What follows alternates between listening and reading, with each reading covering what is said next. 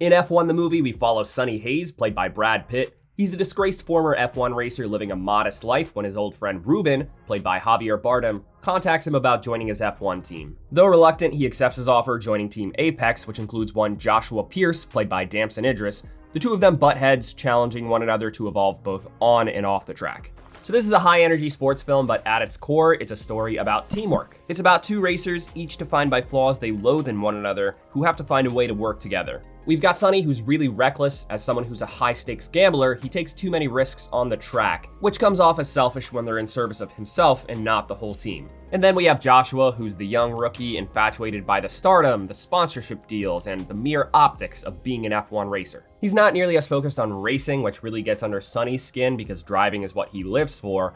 On the flip side, Sonny is an older, reckless nobody whose time in the spotlight really grinds Josh's gears. But of course, these two have more in common than they realize. The biggest parallel is that they are both very cocky. The duality is in that they're both textbook, self-indulgent guys projecting their own insecurities onto their colleagues who they see as obstacles in their success. Each of them has a visceral hatred for the other, overlooking that it's because they're basically the same. But let's talk about the racing now, because that is the centerpiece of this movie. It really puts you in the driver's seat. The POV spending a lot of time in the vehicle really brings you into the race. Couple that with incredible sound design, good editing, and a pretty solid score, and this movie is honestly a high-energy delight. It might sound obvious to say that racing is what carried the F1 movie, but it does, and there's plenty of it. There's not just a few big races, but a steady stream of speed and adrenaline throughout it. The cast of this movie is also great. Last time I saw Brad Pitt on screen was in last year's movie Wolfs. One of the big things carrying that movie was admittedly star power. I personally never get tired of Brad Pitt being Brad Pitt on screen. Much like in Wolfs, he's not playing the most unique character here, but the movie makes him enjoyable by leaning into Pitt's strengths. His ability to seamlessly play characters who are so nonchalant and charming and witty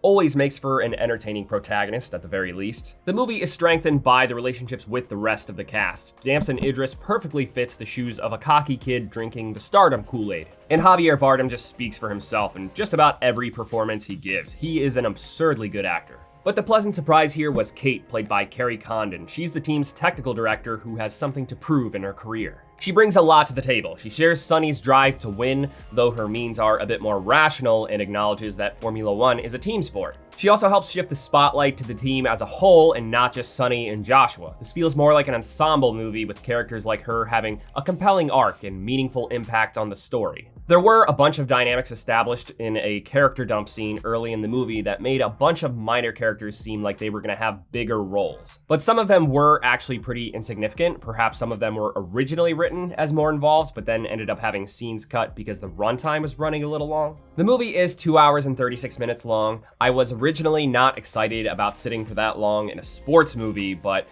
everything moves along up to pace. The movie occupies its time well, so it didn't really feel that long, and even with some of the plot details being kind of unimpressive, those last few minutes of the final race still really leave you at the edge of your seat. But let's jump into the unimpressive details. You read the title of this video.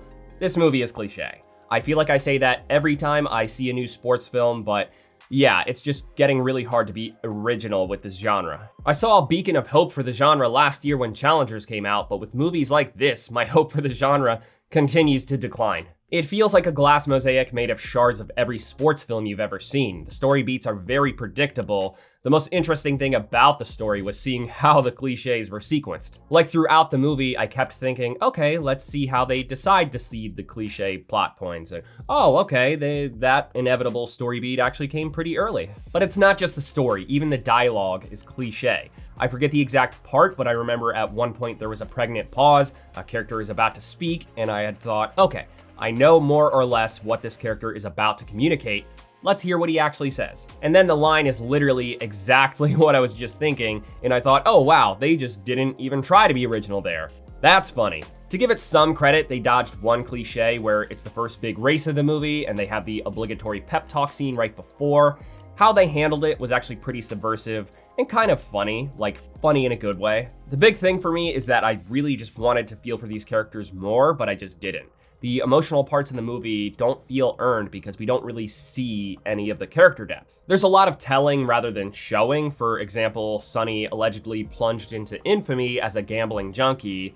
This is reflected only by the fact that he carries a deck of cards with him everywhere he goes. That and the one brief scene of an adorable game of poker being played. There was a lot of room to show us that side of him that allegedly defined him, but the bare minimum was done.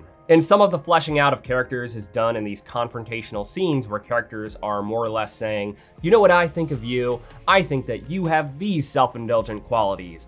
And I'm being confrontational telling you this because the screenwriter doesn't have any faith in the audience putting this together by simply watching the movie. So the script isn't great, but it's still a well-directed movie. The redeeming qualities, like the races and the ensemble, still carry it to the finish line. It feels like this summer's Twisters, though I liked this movie more. It writes like a formulaic popcorn movie, but it was still pretty entertaining nevertheless. For the 7th review in a row, I will call this a decent movie. It's definitely not one to wait to stream at home. You should absolutely see this in the theater. I don't normally go to IMAX screenings, but the advanced screening I went to was an IMAX screening because that's what the movie was filmed for, and it really makes a big difference on the big screen. It's really worth the ticket price.